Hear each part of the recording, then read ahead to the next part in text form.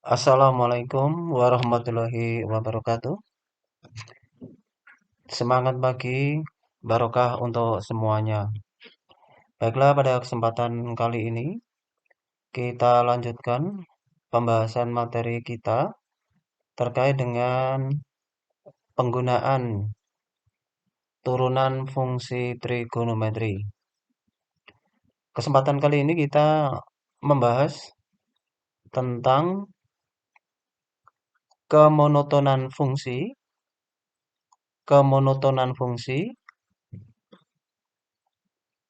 yaitu terkait dengan fungsi naik atau fungsi turun, serta stasioner dari fungsi trigonometri. Baiklah, secara grafik, jika kurva suatu fungsi merupakan sebuah kurva mulus, maka fungsi monoton naik dan fungsi monoton turun dapat dengan mudah kita amati. Misalnya untuk grafik fungsi yang digambarkan di bawah ini. Kita dapat mengatakan fungsi Y atau fx, jadi Y biasanya dilambangkan fx juga, monoton naik atau fungsi naik. Kalau pada gambar ini ya, dikatakan naik apabila X kurang dari A.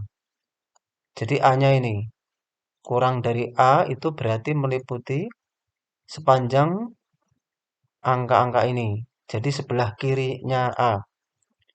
Ya, kurang dari A itu adalah di sebelah kirinya A. Kalau A itu di sini berarti sebelah kiri kan meliputi ini. Naik, ya, naik itu miring ke kanan atau condong ke kanan. Gradiennya positif. Berarti pada kurva yang ini, ya, bagian yang condong ke kanan atau yang cenderung miring ke kanan itu adalah bagian yang tadi ya ini. Kemudian yang kedua adalah ini. Jadi ini dikatakan condong ke kanan. Maka itu pun dikatakan monoton naik atau fungsi naik. Kalau bagian yang kedua ini berarti kalau ini B, ya, padahal ini ke sana berarti ini kanannya B, maka dikenal A lebih dari B. Maka dari itu tadi dikatakan bahwa monoton naik atau fungsi naik di interval X kurang dari A, ya, kirinya A. Jadi kan ini kirinya A ini. Jadi A itu dibatasi dari sini. Jadi sebelah kirinya. Kemudian ini kan naik. Jadi ini B. Berarti dibatasi sepanjang garis vertikal B ini. Berarti X lebih dari B. Kemudian monoton turun atau fungsi turun. Jadi kalau naik tadi adalah condong ke kanan, kalau turun adalah condong ke kiri atau cenderung miring ke kiri. Berarti kan ini cenderung miring ke kiri ini ya. Ya, cenderung miring ke kiri. Pada bagian inilah yang dikatakan monoton turun atau fungsi turun. Berarti tentu saja apabila kita perhatikan ya, jadi bagian ini berarti kanan dibatasi oleh B, kiri dibatasi oleh A. Ya, A dan B itu tidak ikut, berarti dikatakan antara A dan B. Antara A dan B itu ditulisnya adalah ada X di tengah ini, kemudian kurang dari, berarti kanan angka B, yang kiri angka A. Ini maksudnya antara A dan B. Atau bisa juga dibaca A kurang dari X kurang dari B. Begitu. Jadi itulah secara grafis atau secara kurva, fungsi naik dan fungsi turun. Jadi simpulan kita bahwa untuk fungsi naik adalah kurva atau grafik yang cenderung condong ke kanan, sedangkan untuk fungsi turun adalah kurva yang cenderung miring ke kiri. Bagian yang tidak condong ke kanan atau tidak condong ke kiri pada titik ini nih, nantinya yang disebut stasioner. Kalau secara definisi koordinat itu begini. Fungsi f disebut naik apabila untuk x1 dan x2 di mana x1 lebih kecil dari x2, maka nilai fungsinya atau fx1 itu kurang dari fx2. Ini ya, jadi x yang lebih kecil menghasilkan angka yang lebih kecil. Jadi fx1 kurang dari fx2. Kebalikannya kalau fungsi dikatakan turun jika untuk setiap x1 dan x2 di mana x1 kurang dari x2, ya ini kebalikannya. Fx1 itu lebih besar daripada fx2. Ya, tentu saja ya demikian ya. Ya, kalau naik itu berarti kan nah ini semakin besar. Jadi x yang lebih besar akan menghasilkan yang lebih besar atau koordinatnya semakin ke kanan semakin tinggi ya. Koordinatnya semakin ke kanan semakin tinggi. Jadi hati-hati ya. Jadi kita tidak boleh membacanya dari kanan ke kiri, tetapi dari kiri ke kanan. Ya, jadi apapun dari kiri ke kanan. Kalau dari kiri ke kanan kok semakin tinggi itu naik. Kalau dari kiri ke kanan ya semakin merendah itu dikatakan turun. Itu. Jadi ini secara koordinat. Kemudian kalau dikaitkan dengan secara teoritis gradien, nah itu nanti begini kalau terkait dengan secara gradien. Ya. Berarti kalau gradien itu kan kaitannya negatif dan positif. Ya. Apabila miring ke kanan, itu gradiennya positif. Kalau miring ke kiri, gradiennya negatif. Makanya nanti begini ya, fungsi dikatakan naik, ya, jika f aksen x lebih dari 0. Ya. Fungsi dikatakan turun jika f aksen x kurang dari 0. Ini, makanya nanti muncullah teorema atau eh, dalil begitu ya. Ya, misalkan fungsi f, fungsi trigonometri yang terdefinisi pada interval tertentu I dan f mempunyai turunan di interval itu. Ya, ini. Jadi sebetulnya ini berlaku juga untuk fungsi aljabar sebelumnya sudah kita bahas. Cuma untuk ini kan kita secara khusus untuk trigonometri. Jadi nantinya kita menggunakan teorema ini di dalam pembahasannya bahwa ini jika f aksen x lebih dari 0, turunan lebih dari 0, maka fungsi naik. Ya. Atau bisa juga sebaliknya ya. Fungsi dikatakan naik jika f aksen x lebih dari 0. Kemudian f aksen x kurang dari 0. F aksen x kurang dari 0. Kalau f aksen x kurang dari 0, ya,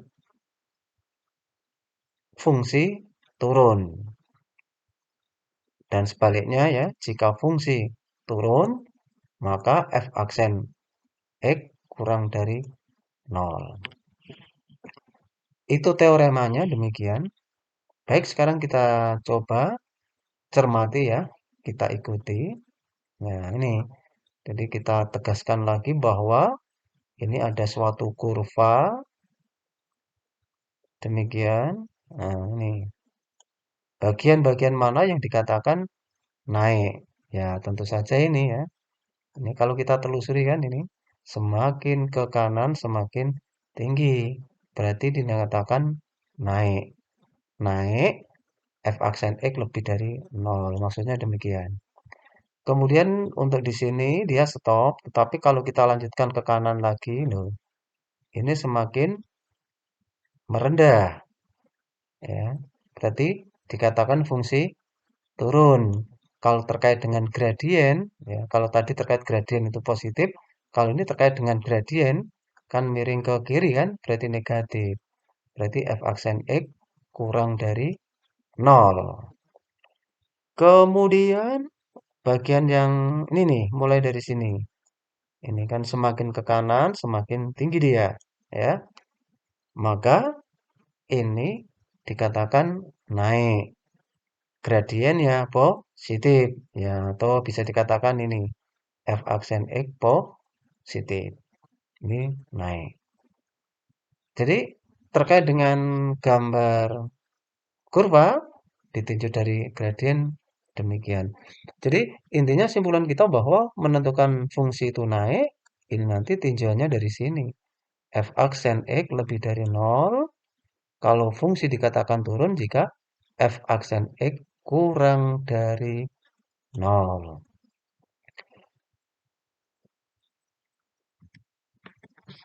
Baiklah, sekarang kita coba penggunaannya pada pembahasan dalam soal.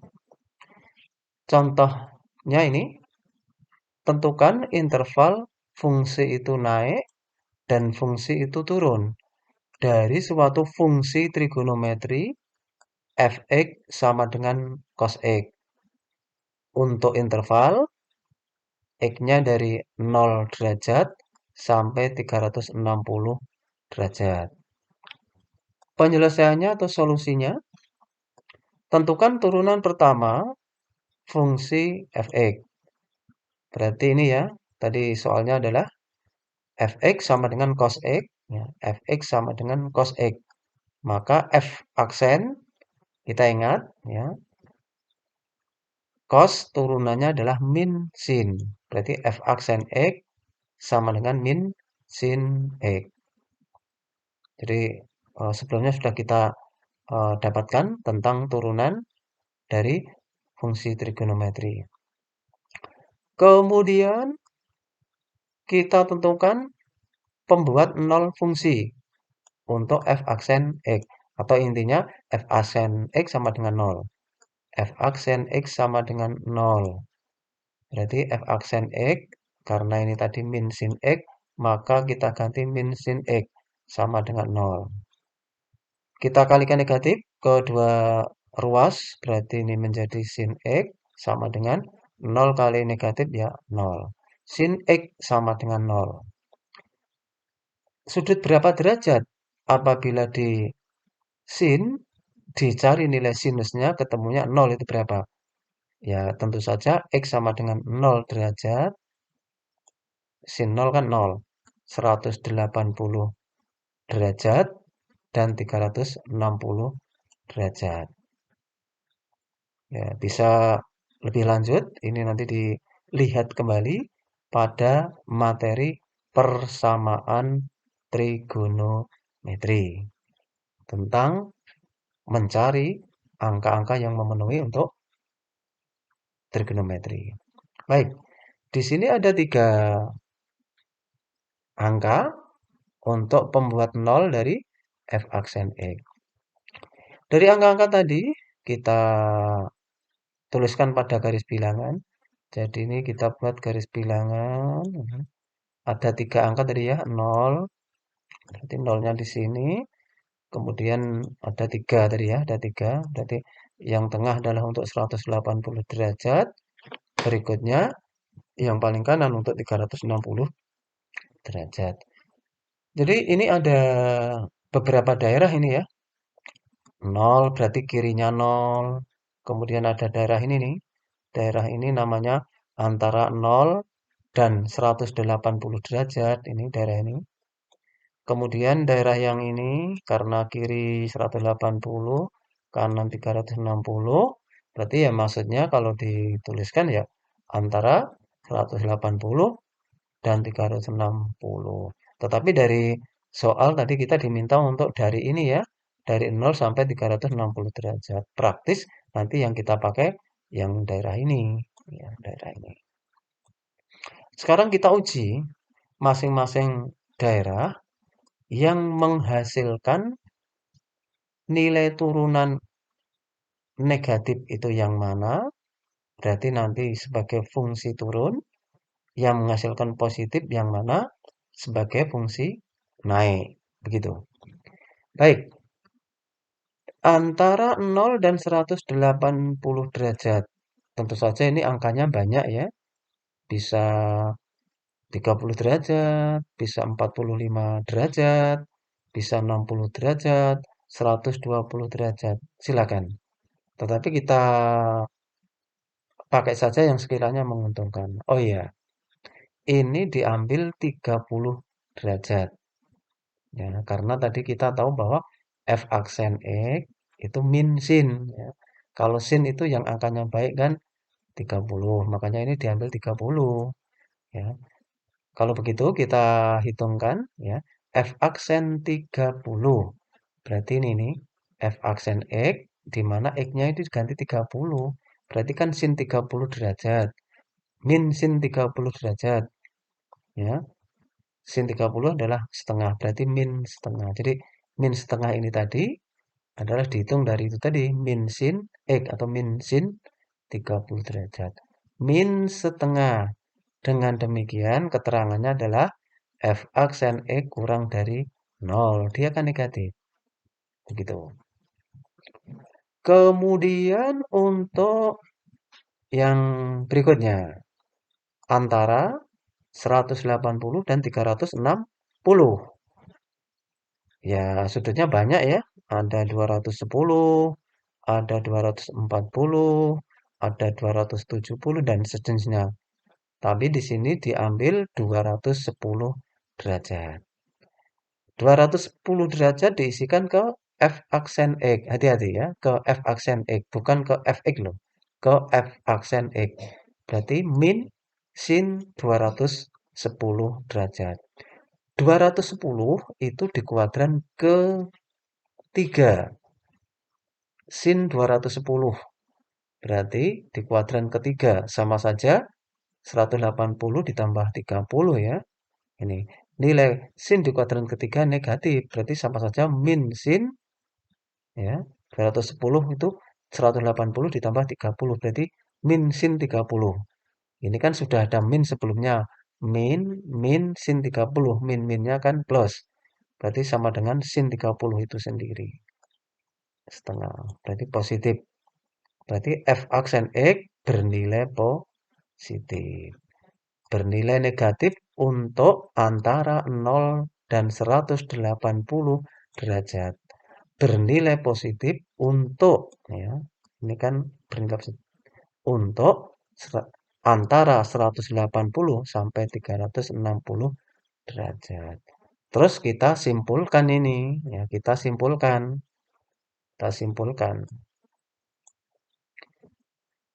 Tadi kita diminta menentukan interval naik itu untuk X-nya siapa. Syarat Fx naik. Ya, teorinya, konsepnya, teoremanya, F aksen X lebih dari 0. Berarti tentu saja kita pilih yang daerah ini tadi. Ya, kita tuliskan sebagai jawaban. Dari gambar tadi, berdasarkan gambar 4, Fx naik pada interval, ini ya, antara 180 dan 360 derajat. Jadi antara 180 dan 360 derajat. Caranya menulis adalah 180 ditulis di sini. Pasti seperti ini ya. Kurang dari kurang dari 360 derajat. Jadi angka yang kiri sebagai pembatas kiri tadi ya, 180. Angka yang kanan sebagai pembatas kanan. Jadi kan ini kan dibaca ya antara 180 dan 360 derajat. Maksudnya demikian. Kemudian untuk yang fx turun. Fungsi dikatakan turun berdasarkan teorema tadi adalah f aksen x kurang dari 0 atau f aksen x negatif. Sehingga berdasarkan gambar 4 tersebut di atas, fx dikatakan turun, ya. Berarti kita ambil yang ini, ya, yang f aksen x-nya kurang dari 0. F aksen x kurang dari 0, kiri dibatasi oleh 0, kanan dibatasi oleh 180 derajat. Tentu saja jawaban yang kita tulis, ya, tadi ya. Jadi ini sebagai pembatas kiri berarti 0 derajat kurang dari X kurang dari pasti seperti ini ya. Kita tuliskan seperti ini. Kiri kita ambilkan dari angka kiri tadi 0 derajat. Kemudian yang kanan kita ambilkan dari yang angka kanan tadi 180 derajat. Maka jawabannya adalah fungsi fx yang tadi turun ya, dengan syarat f aksen x kurang dari 0, kita peroleh interval 0 derajat kurang dari X kurang dari 180 derajat. Di soal yang lain, ya tidak seperti ini. Ya tentu saja mungkin di sini nanti bisa 0, di sini bisa 120. Atau mungkin yang lain. Jadi, teknik atau cara pengerjaannya adalah seperti itu. Jadi inilah tentang kemonotonan fungsi atau fungsi naik dan fungsi turun terkait dengan fungsi trigonometri untuk menentukan kemonotonan fungsi dari fungsi trigonometri. Untuk memperoleh pemahaman yang optimal, silakan untuk video ini bisa diulang, kemudian dihentikan, misalnya saja perlu dipahami tulisan-tulisannya, kemudian dilanjutkan lagi, diulang dan dilanjutkan lagi. Yang paling penting adalah untuk persamaan trigonometri harus terkuasai dengan sebaik-baiknya. Kita rasa demikian dan sekian tentang pembahasan kemonotonan fungsi trigonometri atau fungsi naik, fungsi turun, dan fungsi stasioner untuk fungsi trigonometri. Sekian, terima kasih. Assalamualaikum warahmatullahi wabarakatuh.